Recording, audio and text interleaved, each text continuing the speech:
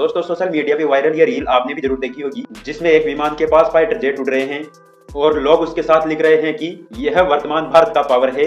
मोदी जी के कहने पर दुबई ने यात्रियों की सुरक्षा के लिए फाइटर जेट भेजे हैं। लाखों लोग बिना सोचे बिना समझे इसको शेयर कर रहे हैं।